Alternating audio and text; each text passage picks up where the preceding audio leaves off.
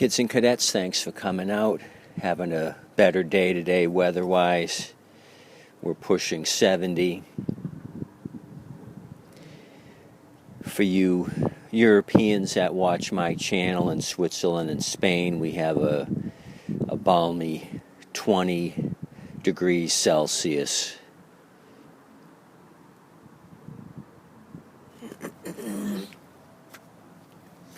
So messing with this 2003 Tecumseh powered Craftsman again. The carburetor that was on it, you kids and cadets witnessed me trying to start this thing low idle and it wouldn't start. It finally would start. Well, I kind of gave up on it. I came back to it later and couldn't get it running. So I removed the carburetor, put it in the ultrasonic cleaner 3 times, and I'm still having fuel delivery issues with it. So I ended up throwing in the towel. So I threw another carburetor on it. I had bought like a 6-pack of these for the LEV 100 and 115 style Tecumseh engines. So I threw one on here. I removed the red tube so I could put the that choke plate mechanism on this one. So I'm hoping the jetting's going to be good enough. I noticed on the original one the jet is pretty large. I opened up one of these and the jet has got a smaller hole, the brass jet, so hopefully this thing runs. So that's that, put that on it. Noticed, I think with you kids and cadets, somebody had put 2-cycle oil in this. I think I mentioned that.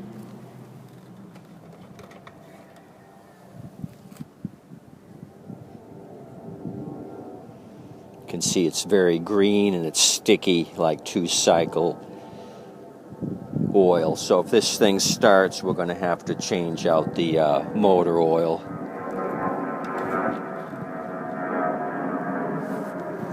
The other funky thing that I saw was the safety brake cable. I got to look this thing up and see what it calls for. But the original owner had spliced and diced that cable. I'm going to put a new cable on it. So I messed around with this thing a couple of times, removing the carburetor, cleaning it, removing it, cleaning it. So this thing was kind of a pain in my derriere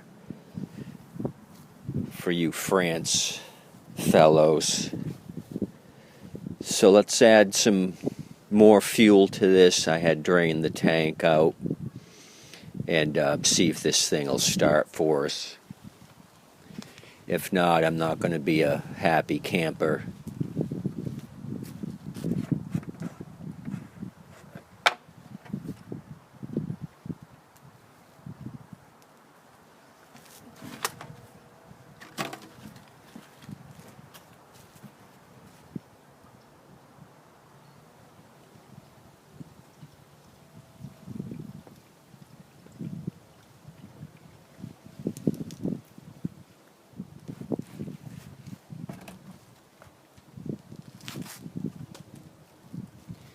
You probably wonder why I take the cap off and pour out directly.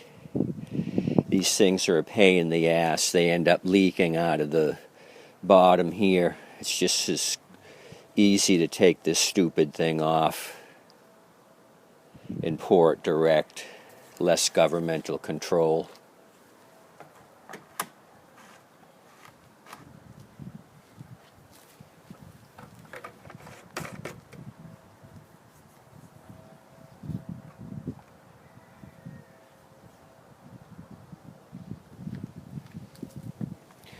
So checking my work, the bowl is not wet from any fuel weeping.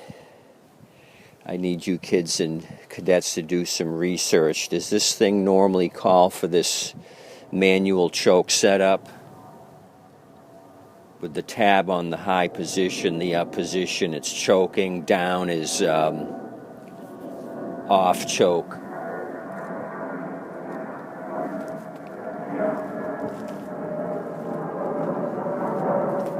Somebody had drilled this screw into that backing plate to limit the choke from going full open, so I don't know what that was all about. Sounds like they had a running issue and tried to Mickey and Minnie Mouse it.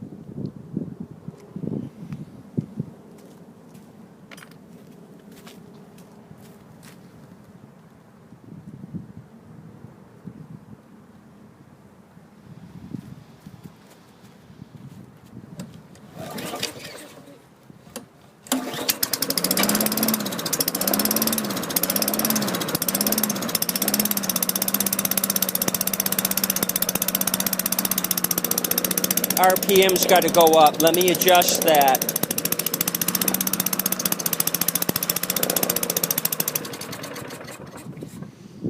Well, that kind of sucks. What I'll do first is move the governor arm towards the front of the engine. And if that is successful, I'll leave it alone. If not, I'll turn up the screw, the Phillips screw here, to give me a better throttle response. Phillips head. Let me remove this plastic doodad here so I have access to the governor arm.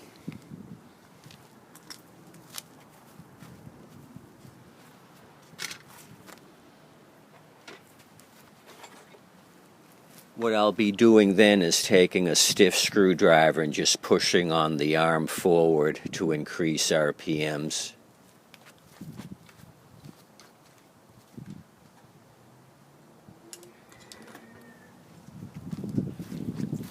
If we don't have any luck with that, then this isn't the right carburetor for this 4.5, the LEV 100 to 115.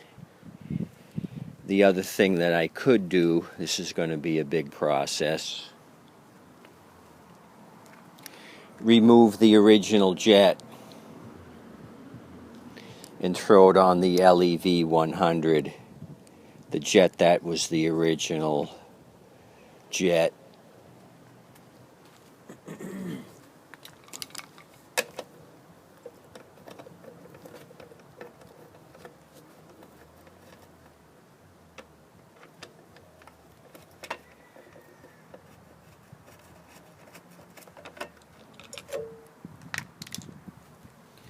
You know what, dumb me, the choke is still on.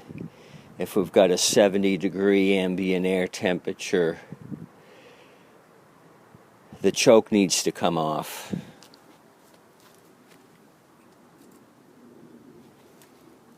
I'll set it at halfway, see if it starts, and then if it does, it'll go all the way off. I must have had too much eggnog.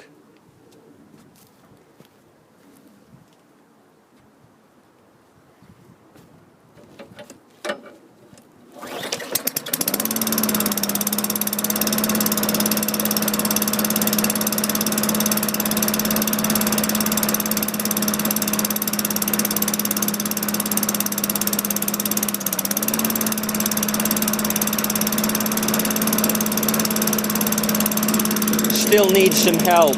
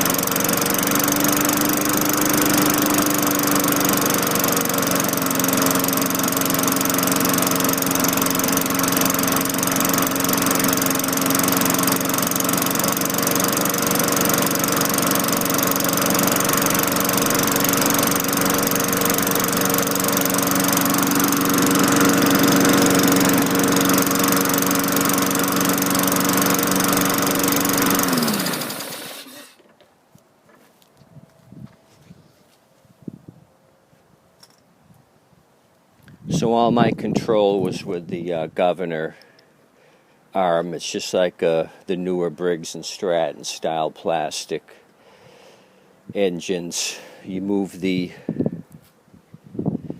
arm forward, it puts more tension on the governor spring. I didn't need to adjust this, but what I did is increased it, and I could hear the change in pitch in the engine.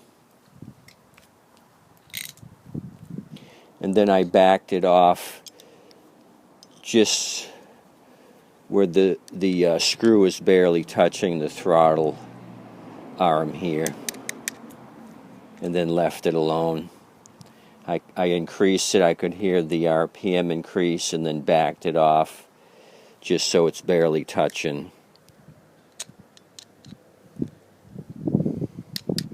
So I think the new carburetor helped it out. Let's see if it'll start the second time. Second time's a charm. And then I'll do the oil. That 2-cycle oil needs to go.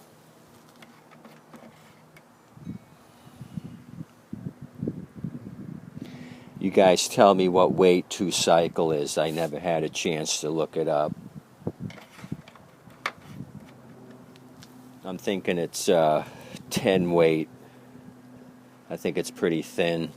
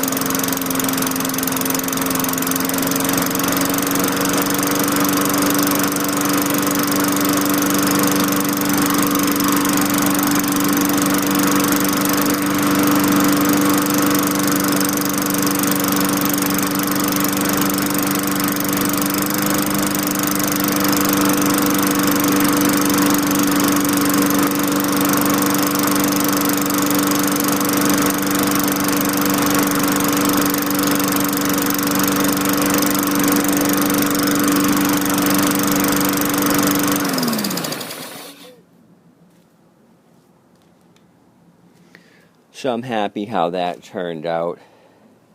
Kind of a crap show with the original one. Trying to rectify this thing, it didn't work out for me. So it looks like the LEV 100 to 115 carburetor is something that'd work. I looked up the original carburetor and it had a different part number. Maybe you kids and cadets know more about it. I know there's different style, how the fuel intake points, and sometimes these are missing this nipple. Anyway, so oil change on this, and then the safety brake cable. I got to get rid of that homemade splice and dice right there. So you remember one of the main issues structurally with this thing is all this flaky rust on the deck.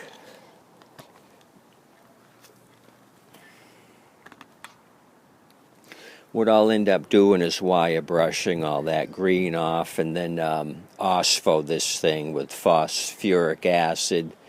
Let it sit 24 hours. It'll turn all that rust into a black paintable surface. So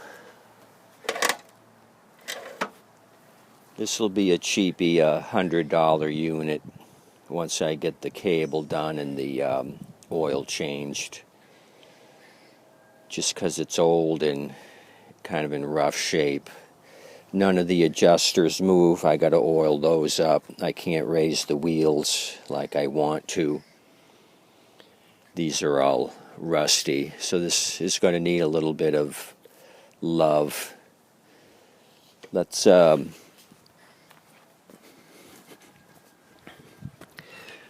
the fun of it, let's turn this on its side, see what the blade looks like.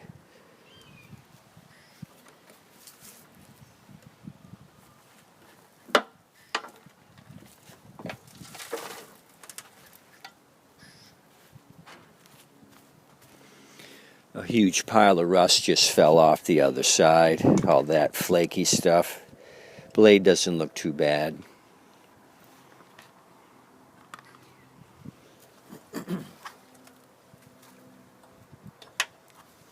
Remove the spark plug wire so I don't lose my right arm.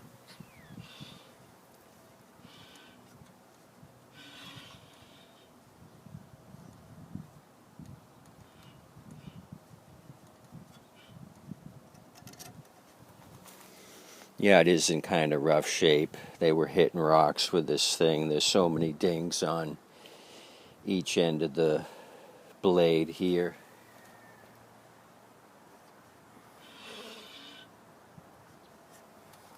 I'd have to grind a heck of a lot off to get a decent edge. It's just going to be easier to change out the blade.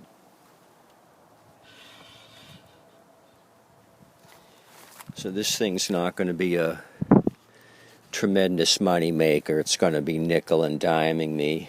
Blade, safety brake, cable.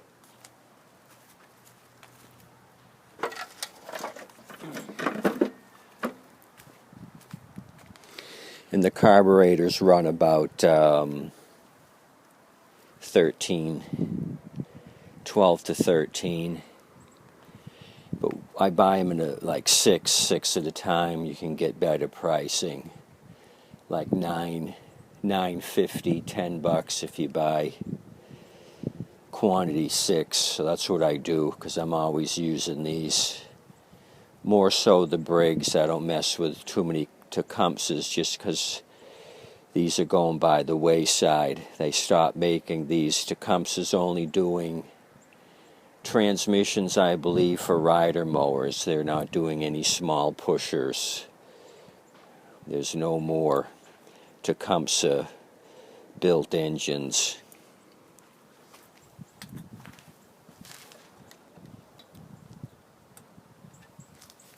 That's all I have for you. I appreciate you coming out looking at this 2003 Tecumseh. We plowed through it. We got some results out of this thing. For the fun of it, let's give it one more tug. And what I normally do is let them sit 24 hours and then try them, see if they start. And then I know I did a good job.